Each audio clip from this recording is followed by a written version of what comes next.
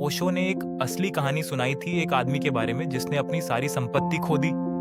ये आदमी पहले बहुत अमीर था, बड़ा घर, लग्जरी कारें और एक फ्लरिशिंग बिजनेस। लेकिन एक दिन एक के बाद एक कई घटनाओं के कारण उसने अपनी सारी संपत्ति खो दी। उसका बिजनेस धराशायी हो गया और उसका धन पल भर में समाप्त हो गया। वह केवल कर्ज में डूबा हुआ था। निराश होकर वह एक गुरु के पास गया और पूछा, गुरु जी, मेरे पास सब कुछ था, अब मेरे पास कुछ नहीं बचा, अब मैं कैसे जीऊं? गुरुजी मुस्कुराए और कहा, तुम्हारे पास कभी कुछ था ही नहीं। तुम जो खो चुके हो वह कभी तुम्हारा था ही नहीं। तुम तो बस उसे कुछ समय के लिए उधार ले रहे थे।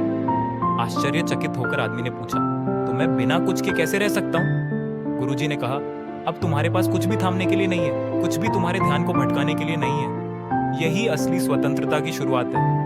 अब तुम जान पाओगे कि असली तुम कौन हो। ओशो ने इस कहानी के माध्यम से यह सिखाया कि भौतिक चीजों से जुड़ाव केवल अस्थायी खुशी देता है। असली संपत्ति भीतर की शांति में है, बाहरी संपत्ति में नहीं। आदमी ने यह महसूस किया और धीरे धीरे अपनी जिंदगी फिर से बनानी शुरू की, लेकिन इस बार जीवन के असली अर्थ को समझते हुए।